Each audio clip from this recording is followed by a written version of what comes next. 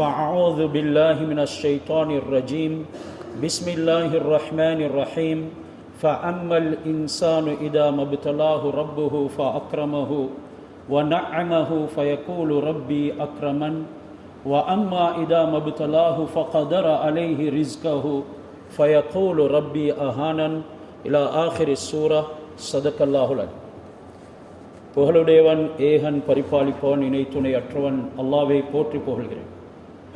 மனிதர்களாகிய நாங்கள் நேர்வழி அடைந்து ஈருலகிலும் வெற்றி பெற்று அல்லாஹ்வுடைய பொருத்தம் தரிசனம் கிடைத்து உயர்தரமான சுவனத்தில் குடியிருக்க வேண்டும் என்ற ஒரே நோக்குடன் தனது காலங்கள் நேரங்கள் சந்தோஷங்கள் அனைத்தையும் மனிதர்களாகிய எங்களுக்காகவே தியாகம் செய்த எமது உயிரிலுமினிய ஹஸரத் முஹம்மது ஸல்லல்லாஹு அலைஹி வஸல்லம் அவர்கள் மீதிலும் அன்னாரின் தோழர்கள் குடும்பத்தினர்கள் இறுதி மூச்சு வரைக்கும் ஹஸரத் முஹம்மது ஸல்லல்லாஹு அலைஹி வஸல்லம் அவர்களுடைய சுன்னத்தான வாழ்க்கை நெறிகளை பேணுதலுடன் எடுத்து நடக்கூடிய உண்மையான மூமினானவர்கள் முஸ்லிமானவர்கள் அனைவரின் பேரிலும் அல்லாஹ் ஸலாத்தும் சலாமும் சொல்வானாக. அல்லாஹ்வுடைய இல்லத்தில் ஆத்திகாஃபுடைய நியத்துடன் வாழ்க்கையில் ஒரு திருப்பத்தை ஏற்படுத்திக் கொள்ள வேண்டும் என்ற சிந்தனையுடன் அமர்ந்திருக்கும் இறை நேசர்களே, நல்லடியார்களே, அல்லாஹ் சுப்ஹானஹு வ தஆலா எங்களுடைய வெற்றி தோல்வியை இரண்டு விடயங்களை வைத்து நிர்ணயிக்கின்றார். ஒன்று ஏவல், அடுத்தது விலக்கல். ஏவல்களை எடுத்து நடக்கும் பொழுது பல நன்மாராயங்கள் கிடைக்கிறது. அதனுடைய அடையாளங்களை நாங்கள் எங்களுடைய வாழ்க்கையிலும் காண முடியும். விலக்கல்களின் பக்கம் செல்லும் பொழுது எச்சரிக்கைகள் விடுக்கப்படுகிறது. அதன் காரணமாக சில துன்பங்கள், சோதனைகள், தலை தூக்க முடியாத பிரச்சனைகளுக்கும் நாங்கள் முகம் கொடுப்பதை காண முடியும். அல்லாஹ்வுடைய சிந்தனை உள்ளவர் நான் அதற்கு மாறு செய்ததின் காரணமாகத்தான் இந்த துன்பங்கள் என்பதனை உணர்வார். தன்னுடைய உள்ளத்தை விரிவாக்கிக் கொள்வார். அல்லாஹ் சுப்ஹானஹு வ தஆலாவுடைய கட்டளைக்கு வழிபடுவார். அவன் விலக்கியதை விட்டும் தவிர்த்து நடப்பார். இதனால் அவருடைய இறுதி நேரமும் கூட நல்லதாக அமைவதை எங்களுக்கு காண முடியும். மக்கள் அவர்களை பற்றி பேசுவார்கள். அது மரணத்துக்கு பின்னால் அவருக்கு கொடுக்கப்படும் நன்மாராயமாக இருக்கும். அப்படியான ஒரு வாழ்க்கை தனதாக ஆக்கிக் கொள்ளுமாறும் முதலில் எனக்கும் பிறகு உங்களுக்கும் தக்வாவை கொண்டு வசியத் உபதேசம் செய்து கொள்கின்றேன். அல்லாஹ் உலகத்தில் மனிதனுக்கு வாழும் விதிமுறையை சொல்லிக் கொடுத்தான். குர்ஆனின் ஊடாக சொன்ன வாழ்க்கையை அருமை நாயகம் ஸல்லல்லாஹு அலைஹி வஸல்லம் வாழ்ந்து காட்டினார்கள். அல்லாஹ் குர்ஆனில் இந்த சமுதாயத்துக்கு, ரசூலுல்லாஹ் உடைய உம்மத்துக்கு உம்மத்தன் வசத்தன் என்று குறிப்பிடுகின்றார். நீதமான ஒரு சமுதாயம், நடுத்தரத்தை கையாளும் சமுதாயம். இந்த சிறப்பு நாமம் எதுவரைக்கும் இருக்கும்? எல்லா விடயத்திலும் நடுத்தரத்தை கையாளும் பொழுது ஒன்றில் மிதமிஞ்சி போய் அல்லாஹ்வுடைய கட்டளைக்கு மாறு செய்யவும் கூடாது. மறுபக்கம் அதில் மிகவும் கீழ் நோக்கி போய் அல்லாஹ் சுப்ஹானஹு வ தஆலாவுடைய கோபத்தையும் சம்பாதித்துக் கொள்ளக்கூடாது. நடுத்தரமாக வாழ வேண்டும் என்கிறத ஒரு சிம்பிளிசிட்டியை அல்லாஹ் சுப்ஹானஹு வ தஆலா எங்களுக்கு அறிமுகமாக்கி தந்தான். ஹஸரத் ரசூலுல்லாஹி ஸல்லல்லாஹு அலைஹி வஸல்லம் அதன் பிரகாரம் வாழ்ந்தார்கள். ரசூலுல்லாஹ் யார் என்று நாம் அறிந்து கொண்டிருக்கிறோம். ஹஸரத் ரசூலுல்லாவை போன்ற செல்வந்தன் யாரும் இல்லை என்கிறதும் எங்களுக்கு தெரியும். அல்லாஹ் குர்ஆனில் வவஜதக ஆயிலன் ஃபஅக்னா, நபியே உங்களை நாம் செல்வந்தன் ஆக்கினோம் என்று சொன்னார்கள். என்றாலும் ஏழ்மையை தேர்ந்தெடுத்தார்கள். ஹஸரத் ரசூலுல்லாஹ் எல்லோரும் வாழ வேண்டும் வழிகாட்டினார்கள். செல்வந்தன் வாழ வேண்டுமா? ஹஸரத் ரசூலுல்லாஹி ஸல்லல்லாஹு அலைஹி வஸல்லம் அவர்களுடைய வாழ்க்கையில நெறிமுறைகள் இருக்குது. ஒரு நடுத்தரமான மனிதன் வாழ வேண்டுமா? நபி ஸல்லல்லாஹு அலைஹி வஸல்லம் அதன் பிரகாரமும் வாழ்ந்து காட்டினார்கள். ஒரு ஏழை வாழ வேண்டுமா? பல கட்டங்கள்ல ஹஸரத் ரசூலுல்லாஹி ஸல்லல்லாஹு அலைஹி வஸல்லம் அதன் பிரகாரமும் வாழ்ந்து காட்டி தனக்கு தேர்ந்தெடுத்தது ஏழ்மையை. ஒரு வழிகாட்டி மிகவும் தாழ்ந்த நிலைமைக்கு ஆளாத வரைக்கும் அவர் ஒரு நாளும் சமூகத்தினுடைய ஒரு சீர்திருத்தவாதியாக மாற முடியாது. அல்லாஹ் சுப்ஹானஹு வ தஆலா ஒரு தீர்க்கதரிசியாக ಸಮಾಜ ಸಂಶೋಧಕ್ಕೆ ಕ್ವಶಂತಮೈ ನಬಿ ஸல்லல்லாஹு அலைஹி வஸல்லம் துமானன்வு மே லோகேட்ட தில்னகல் ஹஜ்ரத் ரசூலுல்லாஹ் வந்தாங்க. அவர்களுடைய வாழ்க்கையின் ஒவ்வொரு கட்டமும் பெரும் எதிரிகளுக்கும் ஒரு உபதேசமாக அமைந்தது. அவர்களும் கவர்ந்தார்கள். ஹஜ்ரத் ரசூலுல்லாவை காண விருப்பமில்லை என்ற முகங்கள் நபியே, உங்களை காணாமல் வாழ முடியாது என்றார்கள். எனக்கு ரொம்பவும் வெறுப்பான பூமி இந்த மதீனத்து பூமி, இந்த முஹம்மது வாழக்கூடிய இடம் என்றார்கள். பிறகு நபி ஸல்லல்லாஹு அலைஹி வஸல்லம் அவர்களுடைய வாழ்க்கையை பார்த்து, அவர் மக்களுடன் நடந்து கொள்ளக்கூடிய நடைமுறைகளை பார்த்து சொன்னார்கள், இந்த மதீனாவை விட்டு போவதற்கு என்னுடைய மனம் நாடுதில்லை, எனக்கு விருப்பமான பூமி இந்த மதீனத்து பூமி என்றார்கள். அருமை நாயகம் ஸல்லல்லாஹு அலைஹி வஸல்லம் அவர்களை காண முடியாமல் குடும்பத்தோடு இருந்து சாப்பிட்டு கொண்டு இருக்கக்கூடிய நபி தோழர் ஓடி வருகின்றார். நாயகம் ஸல்லல்லாஹு அலைஹி வஸல்லம் அவர்களுடைய திருவதனத்தை பார்த்ததன் பின்னால தான் அவருடைய மனம் நிம்மதி அடைகிறது. யா ரசூலல்லாஹ், சாப்பிட்ட கையோட பிள்ளைகளை மனைவி மக்களை விட்டுட்டு உங்களுடைய ஞாபகம் வந்தது, ஓடோடி வந்தேன், உங்களை தரிசித்தேன். நபியே, நாளை மறுமையில நீங்க உயர் அந்தஸ்துகள்ல இருப்பீங்க, உங்களோட எங்களுக்கு சேர முடியாது, உங்களை காண முடியாது. ஹஜ்ரத் ரசூலுல்லாஹி ஸல்லல்லாஹு அலைஹி வஸல்லம் அவர்கள் அதற்காக அவர்கள் எந்த ஒரு வளத்தையும் சொல்லல, சொன்னார்கள், உன்னுடைய அடிமைத்தனத்தை அதிகமாக ரப்புக்கு முன்னால் நிரூபணம் செய், ரப்புக்கு முன்னால அதனை எடுத்து காண்பி, அதிகமான சுஜூதுகளை கொண்டு நஃப்லான வணக்கங்களை அபரிமிதமாக செய்வதனை கொண்டு அந்த நட்பேற்றை பெற்றுக்கொள் என்றார்கள். அந்த நபி ஸல்லல்லாஹு அலைஹி வஸல்லம் அவர்கள் வாழ்ந்த வாழ்க்கையில தான் எங்களுக்கு வெற்றி இருக்கிறது. நாம் சில சந்தர்ப்பங்கள்ல அந்த வாழ்க்கையை விமர்சிப்போம். கல்லு கட்டிய மார்க்கம் எனக்கு வேண்டாம் என்று சொல்லி முர்த்ததானவர்கள் நம்மில் ஏராளமாக இருக்கின்றார்கள். அந்த மார்க்கத்துக்கு போனால் நாமும் கல்லு கட்ட வேண்டி வருமே, அப்படியான போதனைகள் எல்லாம் சொல்லப்படுதே என்கிறார்கள். ஹஸரத் ரசூலுல்லாஹ் கல்லு கட்ட வேண்டிய அவசியம் இல்லை, அவர்களுக்கு அல்லாஹ் அனைத்தையும் கொடுக்க தயாராக இருந்தான். நீங்கள் நடந்து செல்கிறீர்கள், இந்த மக்கத்தில் விளங்கக்கூடிய எல்லா மலைகளையும் உங்களுக்கு தங்கமாக்கி தாரேன் என்றார்கள். ஹஸரத் ரசூலுல்லாஹ் அதனை ஏற்கவில்லை. ஏன்? எனக்கு பின்னால் வரக்கூடிய சமுதாயம் வாழ வேண்டும் என்று நினைத்தார்கள். ஆனாலும் தன்னுடைய உம்மத்துக்கு ஏதாவது கொடுக்கும் பொழுது சிறந்ததை கொடுத்தார்கள். ஹஜ்ரத் ரசூலுல்லாஹ்வுக்கு தஹஜ்ஜுதை அல்லாஹ் ஃபர்லாக்கினான் என்றாலும் உம்மத்துக்கு அது சுன்னத்தாக நஃப்லாக ஆக்கப்பட்டிருக்குது.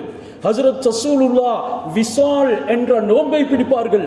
அதாவது நோன்பு திறந்ததன் பின்னால அதற்கு பிறகு எதையுமே சாப்பிட மாட்டார்கள். சஹர்லையும் தான் முன்னந்திலையும் தான் நாங்கள் தான் ஒரே இரவுல 3 நேரம் சாப்பிடுகின்றோம். ஹஜ்ரத் ரசூலுல்லாஹ் 2 நோன்புகளை ஒரே தடவையில சேர்த்து நோட்டக்கூடியவர்களாக இருந்தார்கள். உம்மத் என்று வரும் பொழுது வேண்டாம் என்றார்கள். ரசூலுல்லாஹ் உம்மத்துக்கு இலகுவை தான் கொடுத்தார்கள். இதனாலேயே சொன்னார்கள், நீங்கள் நடுத்தரத்தை கையாளுங்கள், போதுமென்ற மனப்பான்மையோடு வாழுங்கள், என்றும் சந்தோஷமாக வாழ முடியும். குடும்பத்துக்கும் நடுத்தரத்தை பழக்குங்கள் என்று மிகவும் பொஷான சந்தைக்கு தான் மனைவி மக்களை அழைத்து கொண்டு போகின்றோம்.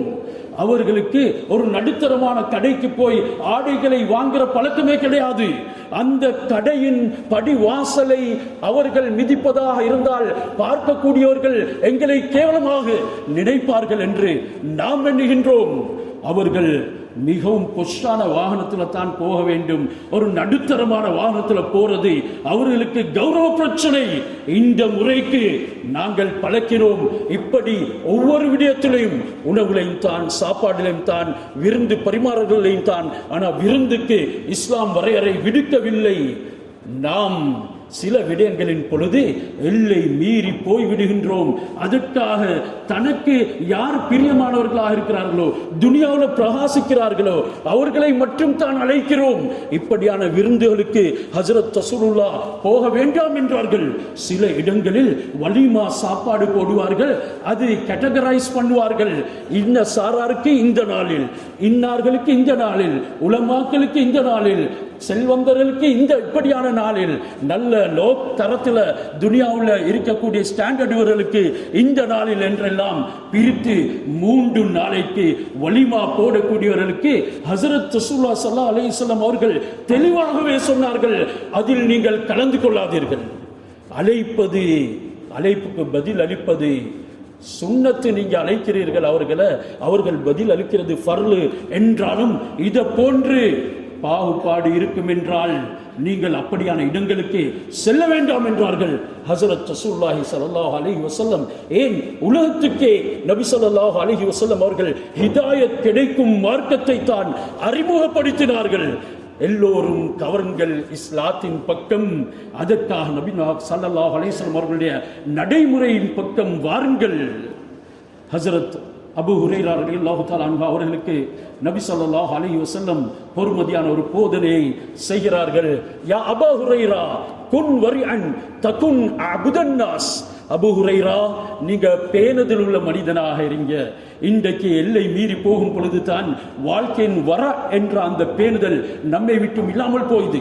சுன்னத்துகளை குழி தோண்டி புதைக்கிறோம், அதனை முதுகுக்கு பின்னால் தூக்கி எறிகிறோம். ஏன் இந்த சிந்தனை இல்லை என்ற நபி இந்த ஃபங்க்ஷன்ல எனக்கு எப்படி வழிகாட்டினார்கள், அவர்களுடைய ஒவ்வொரு கட்டமும் எப்படி இருந்தது என்றாலும் ஹஸரத் ரசூலுல்லாஹ் தனக்கு கஷ்டத்தை தேர்ந்தெடுத்து எங்களுக்கு தந்த வழிமுறை அது நடுத்தரமான வழிமுறை, அது இஸ்ராஃப் வீண் விரயம் இல்லாத நடைமுறை.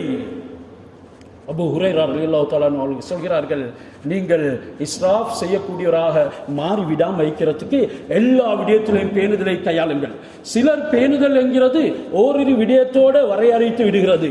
பாதையில போகும் பொழுது அந்நிய பெண்ணை பார்க்காமல் இருக்கிறது பேணுதல் என்று நினைக்கிறார், பொய் சொல்லாமல் இருக்கிறது பேணுதல் என்று நினைக்கிறார். நிச்சயமாக இது பேணுதல் தான், ஆனால் அதனோட மட்டும் வரையறுக்கிறார்கள். மாற்றமாக பேணுதல் நம்முடைய இருப்புல இருக்குது, பேணுதல் நம்முடைய சிரிப்புல இருக்குது, பேணுதல் நம்முடைய குடும்பத்துக்குள்ள வீட்டுக்குள்ள நுழையக்கூடிய நேரத்தில் இருக்குது, பேணுதல் எங்களுடைய உள்ளங்களை சமைக்கிறதுல இருக்குது. ஆனா இவைகள் எல்லாத்திலையும் கோட்டையிட்டு உள்ளங்கள் முறியடிக்கப்படுது. இவருடைய சில அடாவிடி தனங்களின் காரணமாக எத்தனையோ பேர் பதுவா செய்து கொண்டிருக்கிறார்கள், இவர்களுக்கு விளங்குது இல்ல. இதனால பேணுதலை கையாளுங்க. ஹஸரத் ரசூலுல்லாஹ் அபூ ஹுரைரா ரலியல்லாஹு தஆலா அன்ஹு அவங்களுக்கு சொன்னார்கள், குன் வரிஅன் தகுன் அபுதன் நாஸ். நீங்க பேணுதலுடையவராக ஆகிடுவீங்க என்றால் மனிதர்கள் ஆக பெரிய வணக்கசாலியாக மாறுவீங்க. இன்றைய பேணுதல் இல்லாததினால்தான் எங்களிடத்தில் இபாதத், நாங்கள் ஒரு ஆபித் வணக்கசாலி என்று கூட சொல்லப்பட முடியாமல் இருக்குது. இன்றைக்கு நாங்கள் எங்களுடைய சில மோசமான வஸ்துகளை கூட கொண்டு வந்துவிட்டு மஸ்ஜிதுடைய உருமத்தை கூட பேணாமல் அதனை பாவிக்கக்கூடிய சந்தர்ப்பங்களை பார்க்கிறோம்.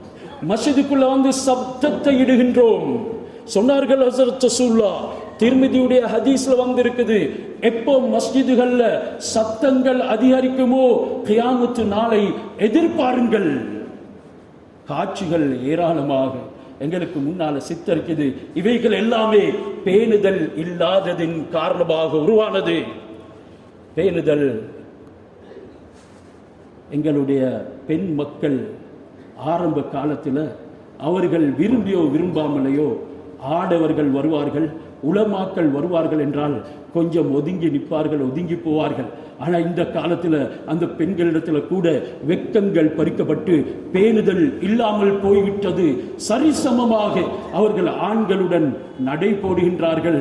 இதுதான் சமத்துவம் என்று சிலர்கள் அதற்கு ஃபெமினிஸ்ட்வாதிகள் ஊக்குவிப்பு கொடுக்கிறார்கள்.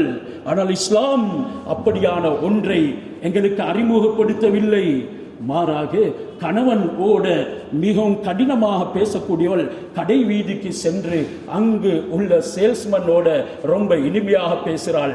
இங்கே தான் பேணுதல் இருக்குது. எப்படி என்ற ரப்பு எனக்கு நடந்து கொள்ள சொன்னானோ, லா தஹ்லான பில் கவுல், பெண்களே நீங்கள் நலிந்து வலிந்து இனிமையாக பேச வேண்டாம்.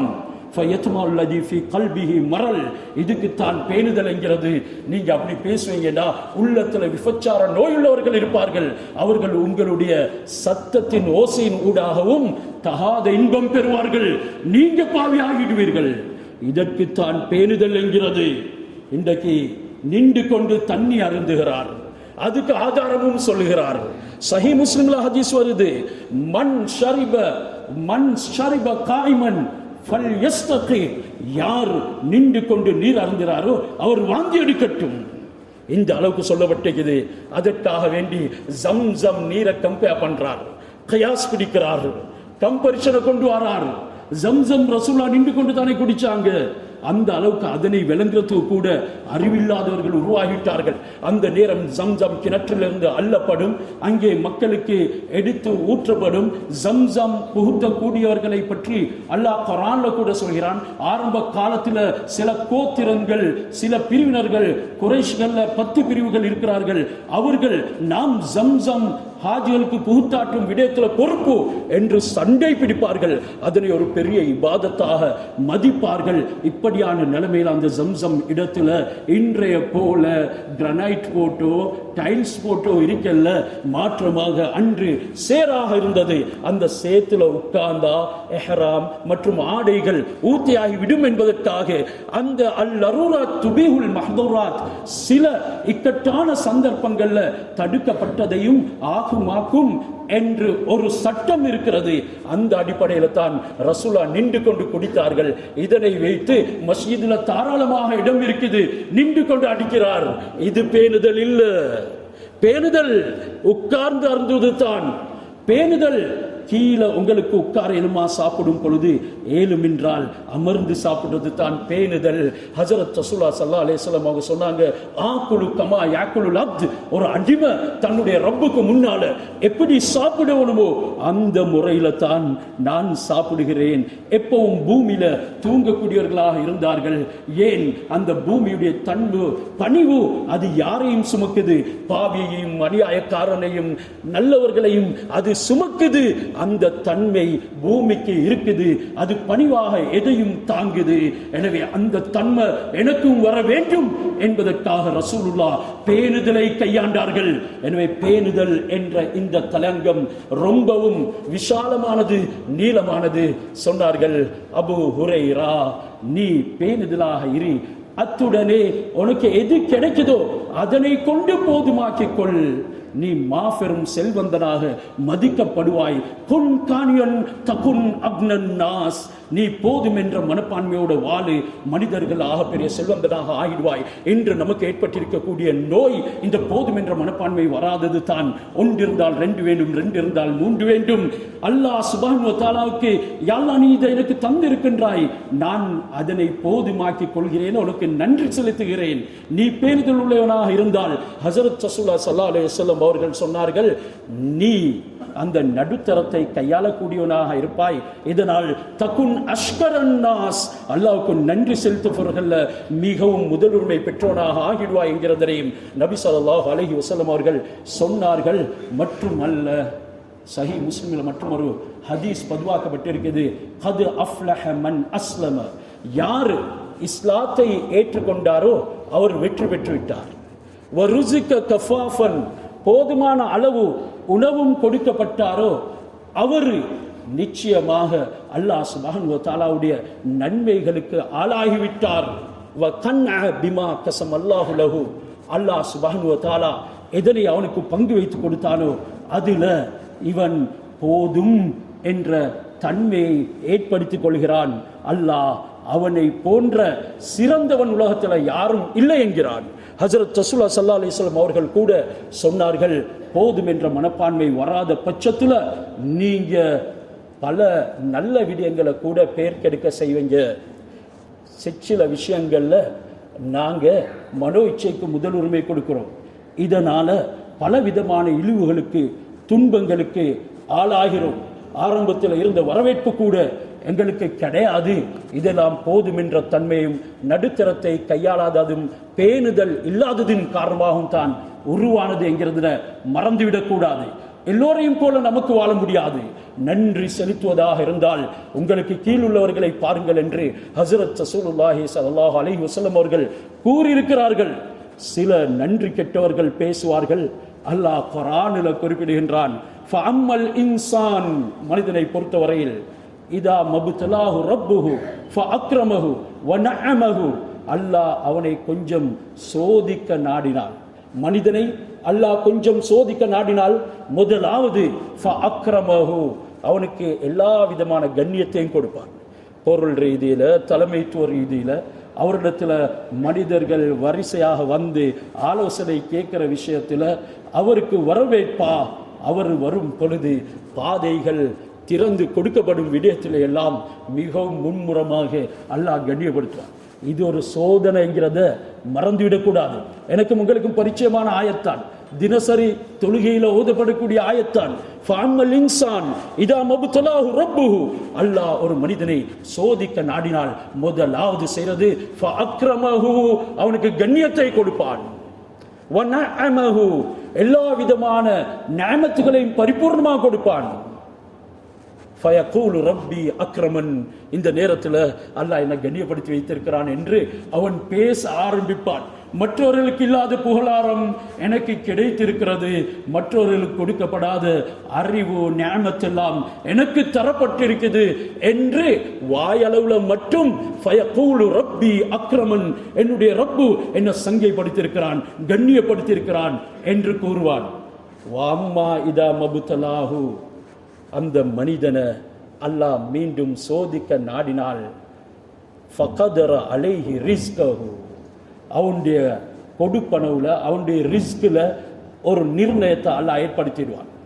அங்க ஒரு எஸ்டிமேட்டட் அளவு உண்டாகிவிடும். அவன் நினைச்ச மாதிரி எல்லாம் சிந்தனைக்கு ஏற்றவாறெல்லாம் அவனுக்கு கிடைக்க மாட்டாது. அல்லாஹ் சுப்ஹானஹு வ தஆலா இடத்துல பல கேட்டகரி உள்ள மக்கள் இருக்கிறாங்க. அல்லாஹ் அவர்களுடைய தன்மையை பார்த்து சோதனைக்காக சில விஷயங்களை செய்து பார்ப்பான். அந்த நேரம் எங்களை மறக்கிறானா இல்ல எங்களுடைய சிந்தனையில நடுத்தரமாக போறானா என்கிறதனை அல்லாஹ் பார்க்க ஆரம்பிக்கின்றான். சிலர்களுக்கு அல்லாஹ் சொல்கிறான், யர்ஸுகு மையஷா பிகைரி ஹிசாப், அளவின்றி நாங்க அவர்களுக்கு ரிஸ்கை கொடுப்போம், வசதிகளை கொடுப்போம்.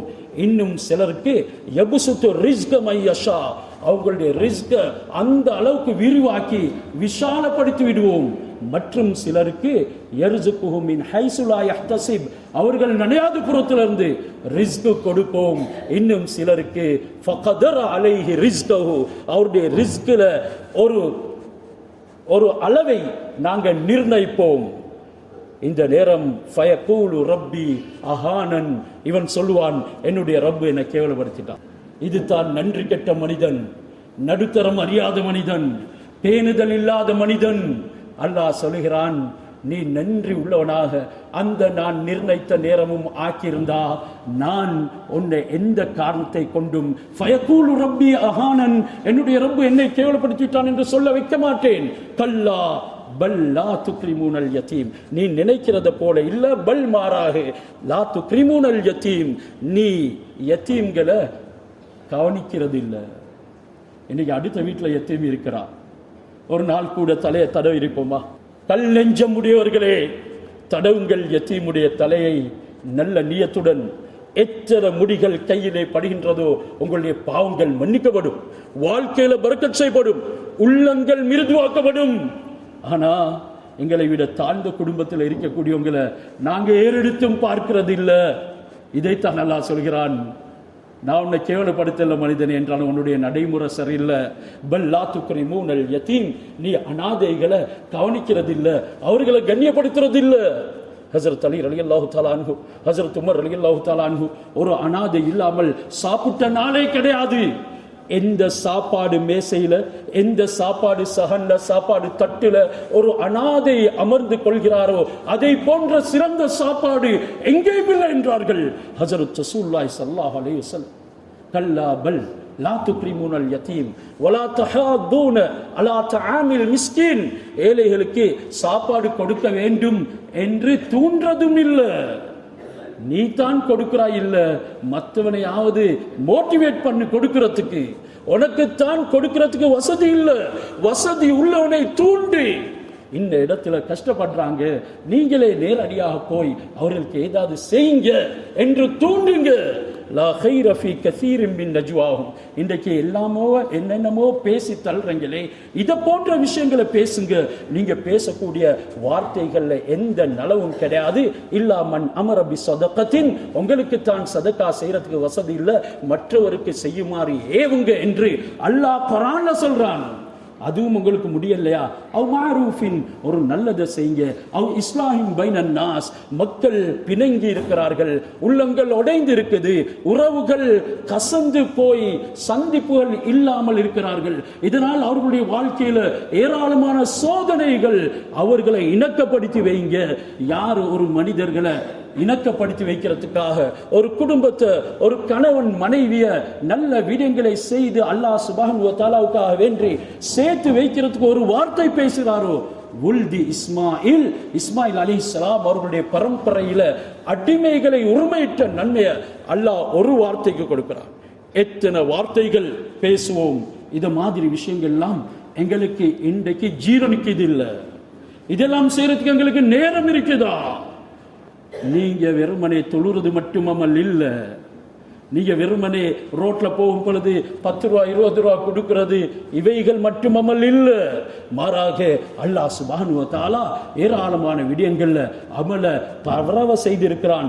இதெல்லாம் பேணுதல் உள்ளவர்களுக்கும் இதுவெல்லாம் நடுத்தரமாக வாழக்கூடியவர்களுக்கும் தான் விளங்குமே தவிர, ஆக உயர் அந்தஸ்துல வாழக்கூடியவர்கள் ஏழைகளை காணும் பொழுது கோபம் கொள்வார்கள், அவர்களுக்கு சலாம் கூட சொல்ல மாட்டார்கள், அவர்களுடைய குணம் கெட்டுவிடும். இது நான் சொல்லல, குர்ஆன் ஹதீஸுடைய ஆதாரங்களை வைத்து சொல்கிறேன். ஃபலா யஹ்தஹாலூன அலா தாமில் மிஸ்கீன், அது மட்டுமா, வ தஅகுலூன துராஸ அக்லல் லம்மா, நீங்க மீராசுடைய அனந்தர சொத்துக்களை ரொம்பவும் நல்லா புசிக்கிறீங்க, அதனை உரியவருக்கு கொடுக்குறீங்க இல்ல. இன்றைக்கு சகோதரன் ஒன்று குடல் பீத்து வந்தவன், ஒரே ரத்தத்தில் பிறந்தவன், கொஞ்சம் ஒரு ஷான் பூமிக்காக அவனை காட்டி கொடுக்கிறான். சிறைவாசம் செய்கிறார்கள். கோட்ஸ்ல எத்தனையோ சந்ததிகள் மௌத்தா போயிட்டாங்க. அது வரைக்கும் வழக்கு போய் கொண்டிருக்குது. மீராஸ் பங்கு வைக்கக்கூடிய நேரத்தில் யாராவது வந்தா அவங்களுக்கும் கொஞ்சம் கொடுங்க என்று அல்லாஹ் குர்ஆன்ல குறிப்பிடுகிறான். சகோதரர்களை, விட்டு கொடுக்கக்கூடிய மனப்பான்மைகள் எல்லாம் யாருக்கு வரும்? நடுத்தரமான வாழ்க்கை வாழக்கூடியவர்களுக்குத்தான் வரும். மக்களை மதிக்கும் தன்மை யாருக்கு வரும்? ஹஜ்ரத் ரசூலுல்லாஹ் எங்களுக்கு காட்டி தந்த உம்மத்தன் வசத்தன் என்ற அல்லாஹ் சொன்ன நடுத்தரமான வாழ்க்கை வாழக்கூடியவர்களுக்குத்தான் வரும்.